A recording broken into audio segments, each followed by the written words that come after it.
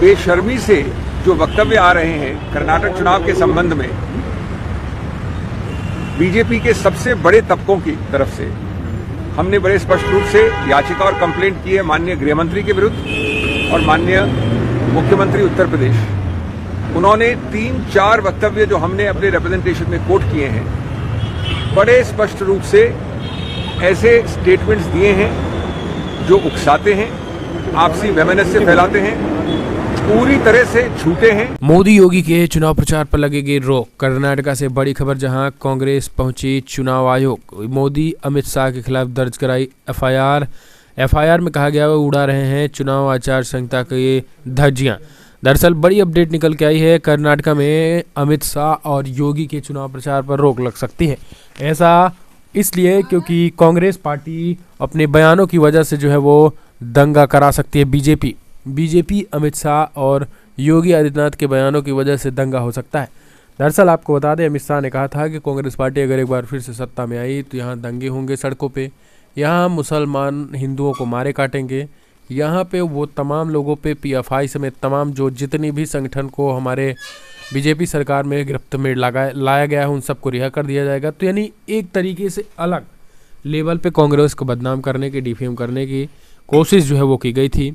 योगी आदित्यनाथ ने भी कहा था कि कांग्रेस पार्टी जो है वो दंगाइयों को पनाह देती है, दंगाइयों की पार्टी है, मुसलमानों को लेकर इस तरीके की बातें दी गई थी। तो इसी वजह से अब कांग्रेस पार्टी के प्रवक्ता अभिषेक मनु सिंघवी सुप्रीम कोर्ट के लॉयर और वो चुनाव आयोग पहुंचे और चुनाव आयोग में उन्होंने ऐसी मांग की कि तत्काल जो है ऐसे लोगों के खिलाफ कड़ी कार्रवाई करें और ये जो दंगा भड़काने वाले एलिमेंट्स हैं, चाहे वो अमित शाह हो या फिर योगी, उनके चुनाव प्रचार पर रोक लगे।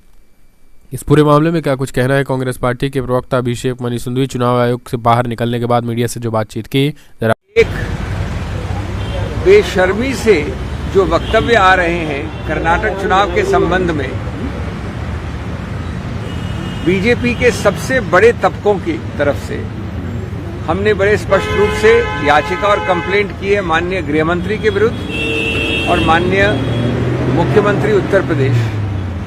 उन्होंने 3-4 वक्तव्य जो हमने अपने रिप्रेजेंटेशन में कोट किए हैं बड़े स्पष्ट रूप से ऐसे स्टेटमेंट्स दिए हैं जो उकसाते हैं, आपसी वैमनस्य फैलाते हैं, पूरी तरह से झूठे हैं, नफरत फैलाते हैं।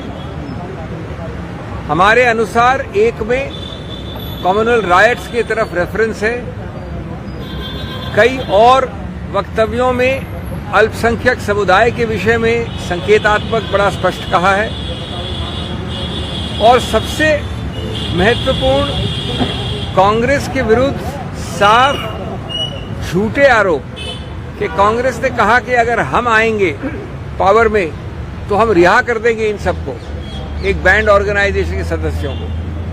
जब हमने चुनौती दी कि बताए कहाँ है कांग्रेस ने अपने मैनिफेस्टो में, अपने बयान में, अपने स्टैंड पे, तो कुछ ऐसी चीज सामने नहीं आई है। इसके बाद हमने चुनाव आयोग को बताया कि ये आदर्श संहिता का तो बड़ा ही एक नंगा उल्लंघन है, जबरदस्त और व्यापक उल्लंघन है। साथ साथ कई सारे फौजदारी प्रावधान इसमें लगते हैं ऐसे वक्तव्यों में। आप लोग जानते हैं उनका नंबर 153 है, वैमनस्य फैलाना, नफरत फैलाना, 505। उसके अलावा चुनाव के दौरान झूठे वक्तव्य करना। तीसरा, हमने बताया चुनाव आयोग को कि उच्चतम न्यायालय ने बहुत स्पष्ट रूप से कई बार कहा है और एक उदाहरण दिया हमने, देवगन का केस 2000 में आया था उच्चतम न्यायालय, जहां कहा गया कि जितने आप पद और ओहदे पे हैं उतना ही आप पे जिम्मेवारी है, उतना ही आपका कर्तव्य और ध्यान से देखेंगे और वो उतना ही गलत क्योंकि आपका ओहदा, आपका पद ऊंचा है। नंबर 3, हमने कहा कि ये बराबरी समतल जमीन को गैर बराबर करता है और इसलिए ये स्वतंत्र निष्पक्ष चुनाव पर आघात करता है और स्वतंत्र निष्पक्ष चुनाव और गणतंत्र और लोकतंत्र हमारे संविधान के मूल ढांचे का एक अभिन्न अंग है। तो इसलिए चुनाव आयोग एक